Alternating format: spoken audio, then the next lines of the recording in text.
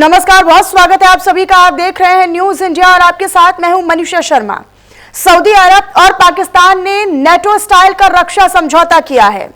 इस समझौते का सबसे अहम पहलू यह है कि दोनों देशों में से अगर किसी एक पर भी हमला होता है तो दोनों देशों पर हमला माना जाएगा। मसलन अगर पाकिस्तान पर कोई हमला करता है या हमला होता है तो उसे सऊदी अरब खुद पर भी हमला मानेगा, जैसा कि नेटो देश मानते रहे हैं। भारत और पाकिस्तान में हालिया महीनों में लगातार तनातनी देखी गई है। ऑपरेशन सिंदूर के बाद भी दोनों के रिश्तों में कई तरह की तल्खियां भी सामने आई हैं। ऐसे में पाकिस्तान के सऊदी अरब को अपने साथ लेने की पहल को भारत के खिलाफ एक गठजोड़ की कोशिश के तौर पर भी देखा जा रहा है। अब सवाल यूं तो कई सारे हैं, लेकिन बड़ा सवाल यह है कि भारत इस डील को किस तरीके से लेगा और क्या सऊदी पाकिस्तान के लिए भारत से रिश्ते खराब करेगा। इन्हीं तमाम सवालों को लेकर हम करेंगे अपने कुछ खास मेहमानों से चर्चा, लेकिन उससे पहले एक रिपोर्ट आपको दिखाते हैं। पाक सऊदी की यारी भारत पर कितनी भारी, क्या है डिफेंस डील की कहानी। भारत से सऊदी करेगा दुश्मनी, दुश्मन से सऊदी का समझौता, भारत को कितना झटका। पाक सऊदी की डील, भारत की बढ़ेगी मुश्किल। ऑपरेशन सिंदूर से मार खाने के बाद पाकिस्तान अब तक बिलबिला रहा है। भारत की मिसाइलें पाकिस्तान को धुआं धुआं कर रही थी तो पाकिस्तान की मिसाइलें तिनकों की तरह बिखर रही थी। भारत से मिली हार के बाद बौखलाए पाकिस्तान ने अब बड़ी चाल चली है। दरअसल पाकिस्तान और सऊदी अरब ने डिफेंस डील को लेकर बड़ा समझौता किया है। इस डील के मुताबिक अगर दोनों देशों में से किसी एक पर हमला होता है तो यह हमला दोनों देशों पर माना जाएगा। इस डील को लेकर भले ही पाकिस्तान बहुत खुश हो रहा है, लेकिन पाकिस्तान के लिए सऊदी अरब भारत से रिश्ते खराब करेगा बहुत मुश्किल है। दरअसल बदलते वर्ल्ड ऑर्डर में सऊदी अरब सीधे भारत से दुश्मनी मोल नहीं लेगा। क्या भारत से दुश्मनी करेगा सऊदी? भारत और सऊदी अरब के बीच आर्थिक, ऊर्जा और प्रवासी भारतीयों के कारण गहरे रिश्ते हैं। भारत सऊदी का बड़ा तेल ग्राहक है। लाखों भारतीय सऊदी में काम करते हैं। दोनों देशों के बीच रक्षा और तकनीकी सहयोग भी बढ़ा है। भारत सऊदी में करीब 42 अरब डॉलर का व्यापार है।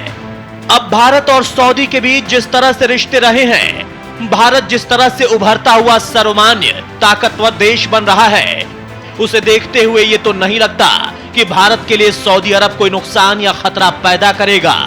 फिर भी पाकिस्तान और सऊदी के बीच डील भारत के लिए चिंता की बात तो है ही। हमने पाकिस्तान और सऊदी अरब के बीच स्ट्रेटेजिक म्यूचुअल डिफेंस डील पर साइन किए जाने की रिपोर्ट देखी है। सरकार इसके निहितार्थों का अध्ययन करेगी, चाहे वो भारत की राष्ट्रीय सुरक्षा से जुड़े हों या क्षेत्रीय और वैश्विक स्थिरता से। सरकार भारत के राष्ट्रीय हितों की रक्षा और सभी क्षेत्रों में व्यापक राष्ट्रीय सुरक्षा सुनिश्चित करने के लिए प्रतिबद्ध है। सऊदी पाकिस्तान के बीच ये समझौता ऐसे समय में हुआ है जब हाल ही में कतर की राजधानी दोहा में 40 इस्लामिक देशों का शिखर सम्मेलन हुआ। इस बैठक में नेताओं ने नेटो जैसा सैन्य गठबंधन बनाने की मांग की है। अब इन दोनों देशों के बीच डिफेंस डील का असर क्या होता है ये तो आगे की बात है, लेकिन एक बात तो तय है कि इस डील से पार पाने के लिए भारत को अपने बैलेंस डिप्लोमेसी से ही इसे संभालना होगा। Bureau report, news India. तो डिफेंस एक्सपर्ट के तौर पर संजय सोई जी हमारे साथ जुड़े हुए हैं। फिलहाल मैं उन्हीं का रुख कर लेती हूँ। संजय जी, बहुत स्वागत करती हूँ मैं आपका न्यूज इंडिया के इस प्लेटफॉर्म पर, इस मंच पर। लेकिन ये जो डील हुई है, इसको लेकर क्या आपका विश्लेषण कहता है? नेटो की तरह से रक्षा समझौता करना पाकिस्तान जैसे कैरेक्टर देश के साथ, मतलब समझिए कि पाकिस्तान जो अपने हिसाब से अपनी शर्तों और अपना फायदा ही देखता है हमेशा, और उसके बीच अब सऊदी के साथ ये डील, क्या केवल लगता है कि भविष्य में भी बस दोनों ही देशों के बीच में ये डील रहेगी या इसका दायरा बढ़ेगा भी? और भारत को किन चुनौतियों का सामना करना पड़ेगा इसके लिए? भारत में चुनौतियां होंगी? देखिए मनीषा जी, बहुत बहुत धन्यवाद। बहुत ही इंपॉर्टेंट टॉपिक है आज जिस प्रकार से डील हुई है। तो एक निश्चित तौर पे जब से ये कतार पर इजराइल का हमला हुआ है, उसके बाद से मिडिल ईस्ट का जो डायनेमिक्स है वो काफी बदलाव में आ गया। और जैसे अमेरिका का सुरक्षा गारंटी कतार को मिला हुआ था, उसके ऊपर भी एक सवालिया निशान आ गया है। और लोग सोच रहे हैं कि अगर कतार पर हमला हुआ तो बाकी देशों पर भी हमला हो सकता है। तो एक मुस्लिम देशों की नेटो वाली बात हो रही थी, Iran, Turkey, Egypt, UAE, Saudi Arabia, कतार, काफी देश मिलके एक जॉइंट फौज बनाने का विचार था, जो कि एक जिसके ऊपर ही बातचीत चली। कितनी सफल होगी वो देखना पड़ेगा, क्योंकि उसके लिए कोऑर्डिनेशन चाहिए होता है, जॉइंट ट्रेनिंग चाहिए होती है। जहां तक इस डील का सवाल है, देखिए मेरा ये मानना है कि भारत के भी सऊदी अरेबिया के साथ बड़े अच्छे संबंध हैं, पाकिस्तान के भी सऊदी अरेबिया के साथ बड़े पुराने अच्छे संबंध रहे हैं।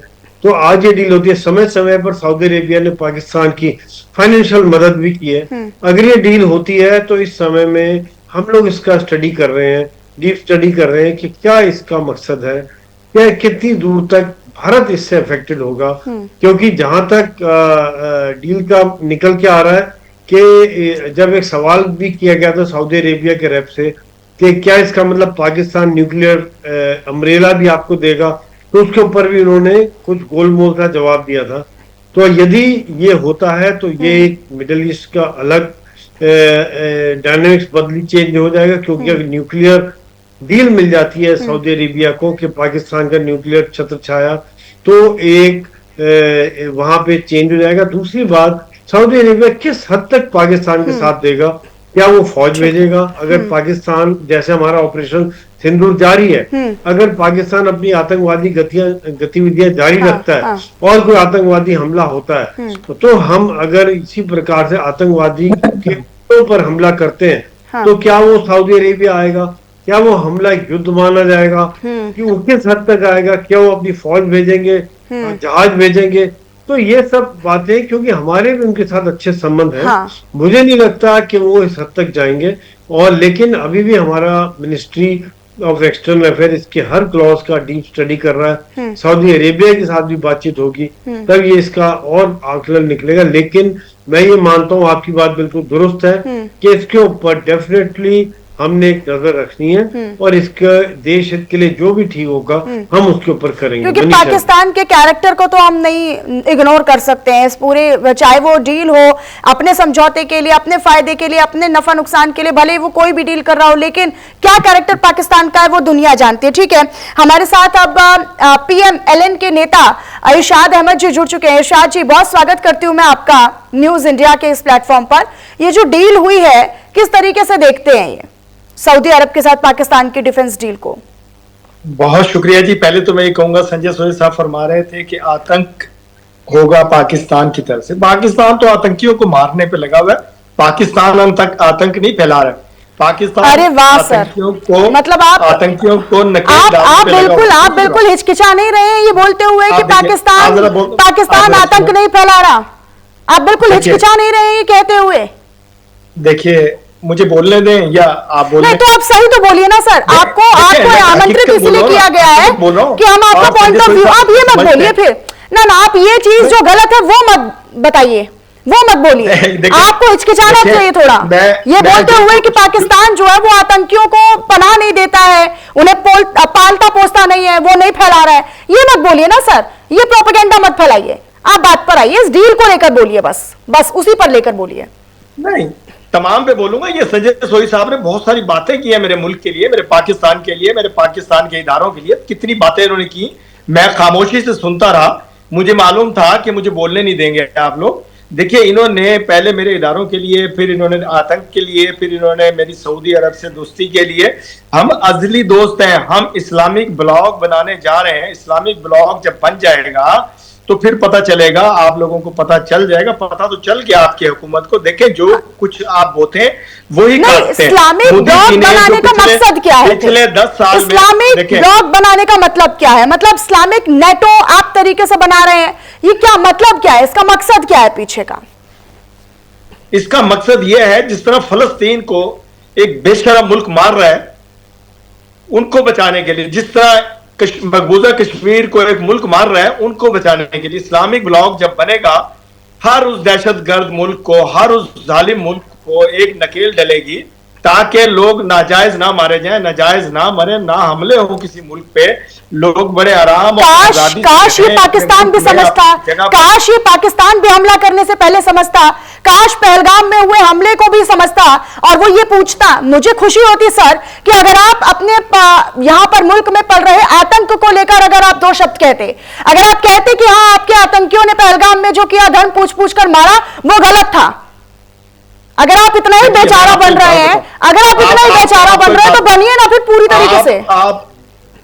आप आज तक सबूत नहीं दे सके कि पहलगाम में पाकिस्तान से आप सबूत देखना नहीं चाहते सर, आप सबूत देखना नहीं चाहते बात सर। तो करने दें, बात तो करने दें ना। हाँ, कर लीजिए। आपने आज तक कोई ऐसा शख्स, कोई ऐसा दहशतगर्द, कोई ऐसे लोग पकड़ करके सामने नहीं लाए जो पाकिस्तान की सरहद पार से इधर हिंदुस्तान में आए, पहलगाम में उन्होंने तबाही मचाई। आप मुझे ये बताइए, सिर्फ सवाल है मासूमाना सा मेरा, कि कहां गए वो दहशतगर्द?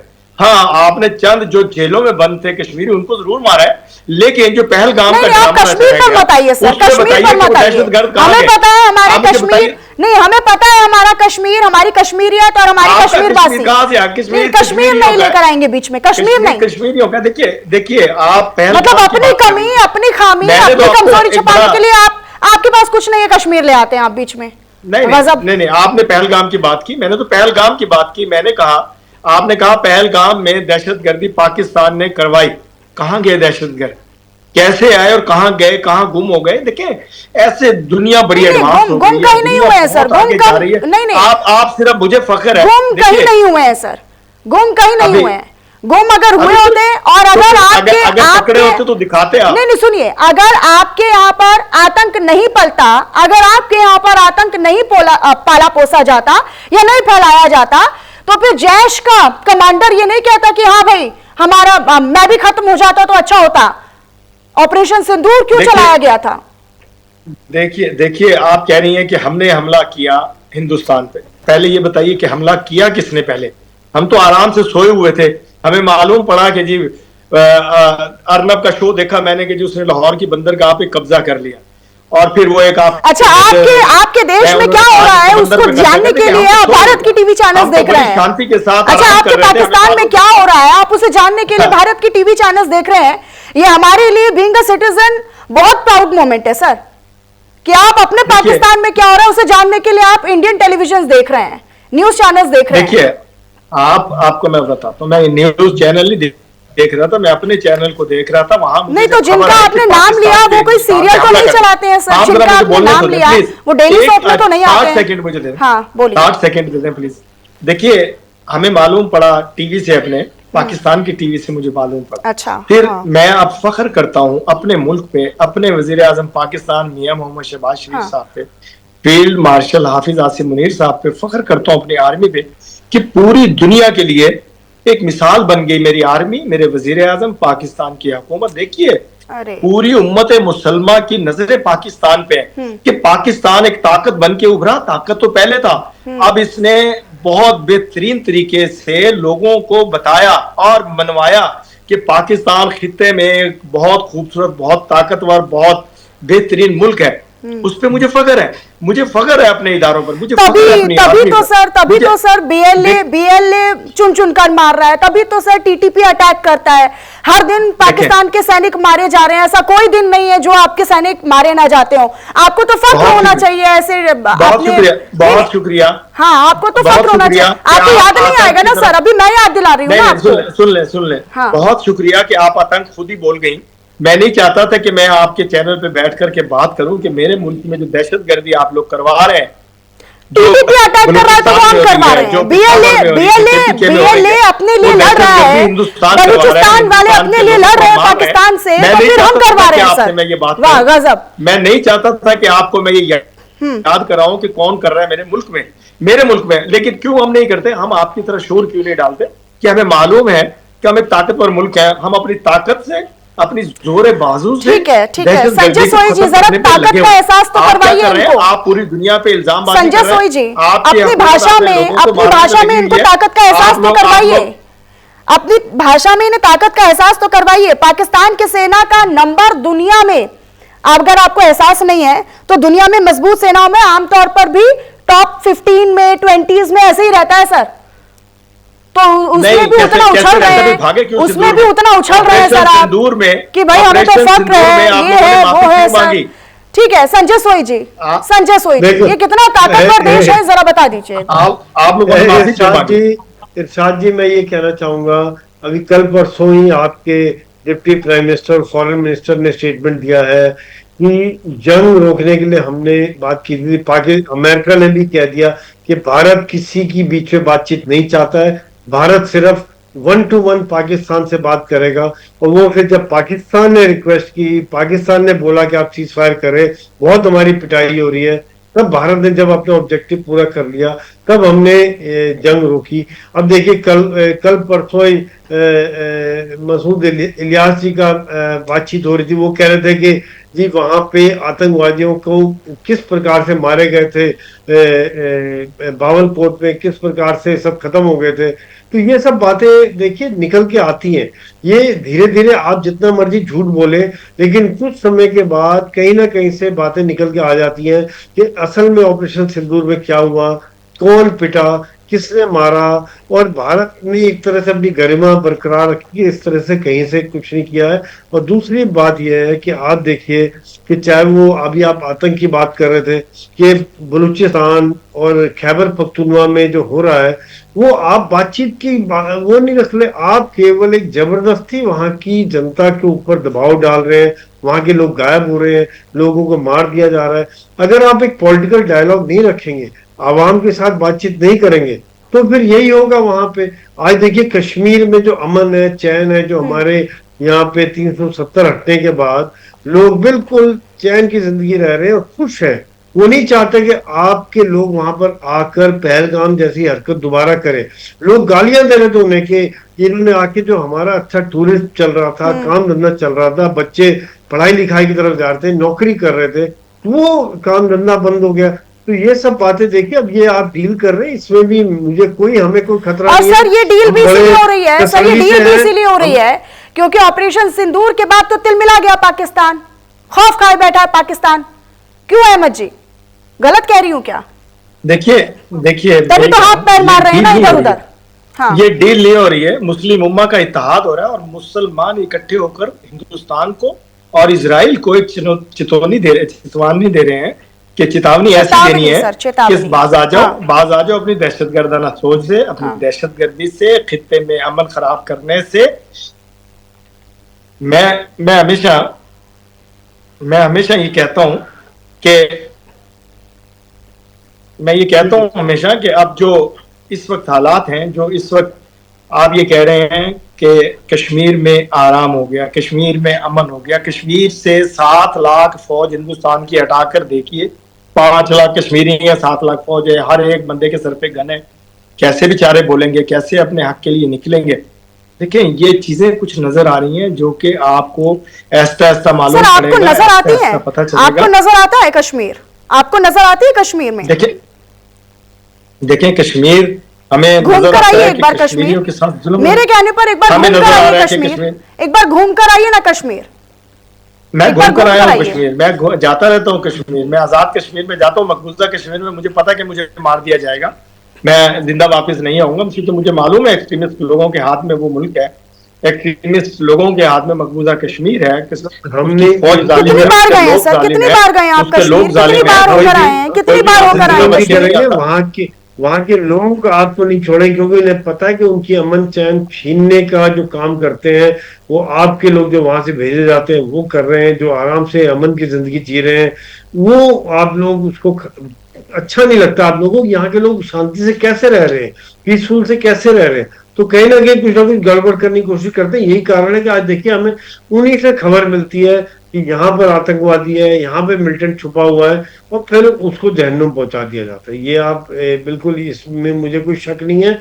और दूसरी बात यह है कि आप देखिए जो डील, जो एग्रीमेंट हुआ है, हाँ। इसमें भारत बिल्कुल चिंतित नहीं है। हम देख रहे हैं बातचीत क्या है, कितना इसका इम्प्लीकेशन है। हाँ। और सऊदी अरेबिया से हमारी बड़ी अच्छी दोस्ती रही है और पाकिस्तान से भी हम चाहते हैं दोस्ती अच्छा रहे, लेकिन अगर आपका आतंकवाद की तरफ ध्यान रहता है तो फिर बातचीत नहीं हो सकती, फिर ट्रेड नहीं हो सकता। जब तक आप आतंकवाद का साथ नहीं छोड़ेंगे तब तक हमारी जो पॉलिसी है ऑपरेशन सिंदूर जारी रहेगा, अभी भी जारी रहेगा, चाहे आपका एग्रीमेंट हो या कुछ भी हो। हाँ, अच्छा ठीक है संजय सोई जी, एक और महत्वपूर्ण बात है और एक बहुत ही महत्वपूर्ण पहलू भी है, क्योंकि ये तो हम देख रहे हैं कि पाकिस्तान, सऊदी और तमाम और खास तौर पर जो अरब वर्ल्ड है, जो कंट्रीज हैं, इस्लामिक कंट्रीज हैं, उनके साथ आता है वो, और अनऑफिशियल था अभी तक, तो अब इसे ऑफिशियल डील में तब्दील किया जा रहा है, एक औपचारिक समझौते के तौर पर इसे डील किया जा रहा है। ये एक स्ट्रॉन्ग मैसेजिंग तो है, लेकिन किसके लिए? क्या अमेरिका के लिए एक मैसेजिंग है? ऐसा नहीं है, ऐसा नहीं है। अमेरिका के लिए कोई चेतावनी नहीं है, ये चेतावनी उन लोगों के लिए। मैंने तो 2 मुल्कों का नाम लिया, हिंदुस्तान और इजराइल। हाँ। देखिए, अमेरिका अगर इस तरह की कोई चीज चाहता तो वो पता नहीं कहां पहुंचे होते आप लोग। ऐसा नहीं है, अमेरिका कभी भी नहीं चाहता है, अमेरिका कभी भी जंग नहीं चाहता है। अमेरिका की हुकूमत, ट्रंप की हुकूमत इस वक्त अमन चाहती है, लोगों को मरने से बचाना चाहती है। देखिए, संजय सोई साहब अभी कह रहे थे कि बहावलपुर में दहशतगर्दों को मारा। खुदा की कसम, मस्जिद में सोए हुए मासूम बच्चों को, मासूम खवातीन को, मासूम बुजुर्गों को मारा गया। कोई दहशतगर्द मरा है तो मुझे बताइए, कोई एक ऐसा नाम हो जो वहां उस मस्जिद में दहशतगर्द था और वो मरा हो। आपने मासूम बच्चों को मस्जिदों पे हमले किए। किसने कर दिए सर? किसने हमले कर दिए सर? किसने हमले किए? अरे किसने हमले किए? बताइए ना, किसने हमला किया? किसने हमला किया? मस्जिदों पर किसने हमला किया? बताइए। हमला किया बहावलपुर की मस्जिद, आप लोगों ने हमला किया। बहावलपुर में मस्जिदों पर हमने हमला किया। हमें तो खुशखबरी मिली, नहीं, सुनिए, या तो आपको पता नहीं है, आप कुछ अपडेट के साथ नहीं आते, या फिर आप यहाँ पर आकर एक मासूमियत का चेहरा लेकर आते कि भाई जी हमें तो कुछ नहीं पता है, फिर आप हमें मौका देते हैं, फिर आप बोलेंगे भाई हमें तो बोलने का मौका नहीं दिया जाता है जब हम इंडियन टेलीविजन पर आते हैं, न्यूज चैनल्स पर आते हैं। तो सर हकीकत ये है कि बहावलपुर में टेरर कैंप्स को हमने निशाना बनाया, उसमें आप लोगों को मिर्ची लग रही है। मस्जिद में हमला किया आप लोगों ने, मस्जिद में सोए हुए मासूम लोगों को। सर एक कैजुअलिटी बता दीजिए, एक भी कैजुअलिटी बता दीजिए, किसी भी सिटीजन की एक भी कैजुअलिटी हम बता देंगे ना तो फिर मैं यहीं पर समाप्त कर दूंगी। सर ये मसूद अजहर क्यों कहता कि मुझे इससे अच्छा तो मैं मर जाता, जो यही मेरा शुरुआती तौर पर सवाल था सर। बिल्कुल, जो आज वहां पे मसूद इलियास कह रहा था कि किस प्रकार से वहां पे जितने भी उनके मसूद अजहर के साथी थे, 2 भाई जो कि जैश के वो भी कमांडर थे, वो भी मारे गए। तो ये तो बात देखिए कहीं ना कहीं निकल के आती है। आज जितना मर्जी पर्दा डालने की कोशिश करे, बातें निकल के आती है। ठीक है संजय सोई जी, उस डील वाले सवाल पर आप जरा जवाब दीजिएगा कि ये अनऑफिशियल तो चला ही आ रहा था, एक दूसरे को सपोर्ट करना, अब इसे ऑफिशियल डील कर देना, ये किसके लिए मैसेजिंग है? संजय सोई जी, देखिए, ये जो मैसेजिंग जब से इजराइल का हमला हुआ था कतार के ऊपर, उसके बाद से मुस्लिम वर्ल्ड में डेफिनेटली काफी आक्रोश था कि किस प्रकार से हमला किया, और एक तरह से नेटो टाइप सेना बनाने की कोशिश की जा रही थी। कितनी सफल होती है, क्योंकि आपस में विचारधाराएं नहीं मिलती हैं, इसके लिए ट्रेनिंग चाहिए होती है। अब ये जो डील हुई है सऊदी अरेबिया और पाकिस्तान में, मैं ये मानता हूं कि ये भारत के बिल्कुल खिलाफ नहीं है। आप जो मर्जी कहते रहेंगे भारत, क्योंकि आज भारत में जो मुस्लिम उतना ही सुरक्षित है जितना हिंदू है, जितना सिख है, जितना ईसाई है। सभी धर्म यहाँ पे सुरक्षित है, सबको जो फैसिलिटी है बराबर मिली जाती है। जैसे पाकिस्तान में आप देखिए नंबर कम होते जा रहे हैं, हिंदुओं के, सिखों के, क्रिश्चियंस के, उनके कभी मंदिरों में हमले होते हैं, कभी उनको जबरन बदली कराया जाता है। तो वहां पे जो एक परसेंटेज 1947 में जो आज कहाँ पहुंच गई है, और भारत में आज सभी सुरक्षित है। तो अगर कोई आप मुस्लिम वर्ल्ड का नेता होने का दावा कर रहे हैं तो आप एक गलत फहमी में बैठे हुए हैं। भारत में उतना ही मुसलमानों का, आप अगर 11% है तो हम भी 10.9% दुनिया के मुस्लिम हमारे यहाँ रहते हैं, और वो उतना ही उन्हें हक है वोट देने का, उतना उन्हें हक है नौकरी का, उतना हक है उनको जो भी सुविधाएं मिलती हैं, जो भी डेवलपमेंट हो रहा है, और वो खुश है यहाँ पे। वो आपके एक बहकावे में आने वाले नहीं है, वो गजवाए हिंद नहीं, वो जज्बाए हिंद है उनके यहाँ, हमारे यहाँ के मुस्लिमों में। और अगर कुछ भी होता है तो सबसे पहले सर यही अंतर है भारत और पाकिस्तान में। सर यही अंतर है कि जब पाकिस्तान तिलमिला जाता है, बौखला जाता है, हाथ पैर मारने लगता है, तो फिर पाकिस्तान कहता है कि भाई हम तो डूबेंगे, पूरी दुनिया को ले डूबेंगे। तो मतलब ये आप समझिए कि बाकियों के लिए आप कितनी शांति कायम करने वाले मुल्क बने हुए हैं। आप रहिएगा हमारे साथ, हम इसी से जुड़ी हुई एक खबर भी मिल रही है, मैं उस खबर का रुख करूंगी। हमारे साथ दोनों खास मेहमान जुड़े, संजय सोई जी आपका भी बहुत शुक्रिया, और इरशाद जी आपका भी बहुत शुक्रिया हमारे साथ जुड़ने के लिए।